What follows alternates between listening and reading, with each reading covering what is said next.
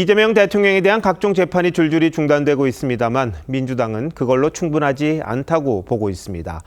검찰이 기소한 사건 자체를 문제 삼아 뒤집기에 나서려고 합니다. 추석 전에 이른바 검찰개혁 입법을 끝내겠다고 벼르면서 동시에 검찰 조작 기소 대응 TF를 만들어 이 대통령 관련이나 측근인 김용 전 민주연구원 부원장이 유죄를 받은 사건까지 무력화하려는 겁니다.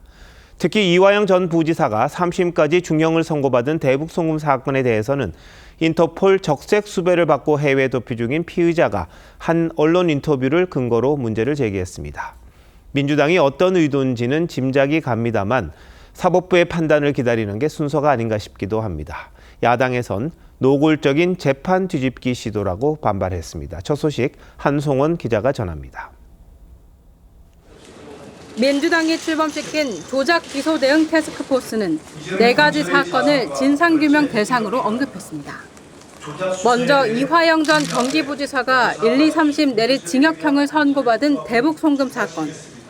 해외 도피 중인 배상윤 KH그룹 회장이 이 대통령은 무관하다고 주장한 걸 조작 기소의 근거로 들었습니다.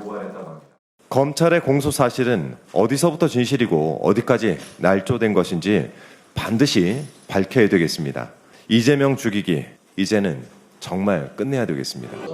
TF는 이 대통령의 최측근인 김용 전 민주연구원 부원장의 불법 정치자금 사건도 겨눴습니다.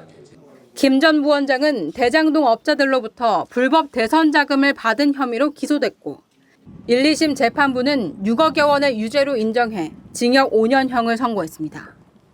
거짓말을 하는 김성태, 유동규, 그들의 이러한 거짓 진술에 근거하여 수사하고 기소하고 재판을 합니다.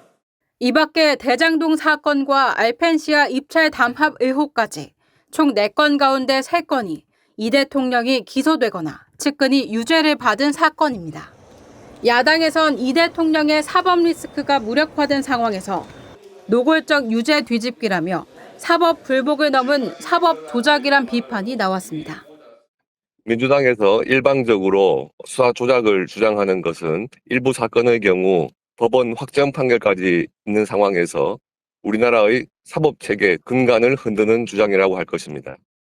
민주당이 검찰개혁에 이어 조작 기소 TF까지 띄운 건 추석 전 처리를 공언하고 있는 검찰개혁 법안의 명분을 강조하기 위한 걸로 해석됩니다. TV조선 한송원입니다. 여당이 기소 조작이라고 하는 대북 송금 사건 좀 더 따져보겠습니다. 민주당은 해외 도피 중인 배상윤 KH그룹 회장과 대법원에서 유죄가 확정된 이화영 전 부지사의 주장에 근거해서 조작이라고 합니다. 반면 공범인 김성태 전 쌍방울 회장은 일관되게 방북비 대납이라고 진술했고 대법원도 이를 받아들여 이 전 부지사에게 징역 7년 8개월을 확정 선고했었죠. 류태영 기자가 정리했습니다. 이화영 전 경기도 평화부지사는 2023년 7월 검찰에서 쌍방울 대북송금을 당시 이재명 도지사에게 보고했다고 진술했습니다. 하지만 2달 뒤 말을 바꿨습니다. 술 파티를 하고 진술 조작 작전 회의를 하고 반드시 엄정한 책임을 물어야 될 것 같습니다. 여당은 3년 넘게 해외 도피 중인 배상윤 KH그룹 회장이 언론 인터뷰에서 대북 송금과 이재명 대통령은 전혀 무관한 일이라고 주장한 걸 조작 기소의 근거로 들고 있습니다.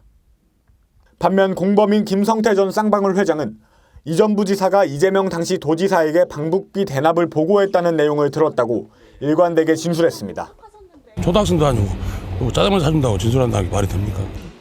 대법원은 김 전 회장의 진술을 사실로 인정해 이 전 부지사에게 유죄를 확정했습니다.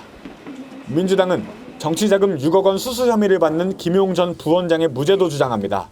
김용 부원장의 이런 압수조서를 보면 이재명 피의자를 잡기 위한 압수조서라고 나와 있습니다. 하지만 1, 2심 법원은 일관되게 김 전 부원장에게 징역 5년형을 선고했습니다. TV조선 류태영입니다.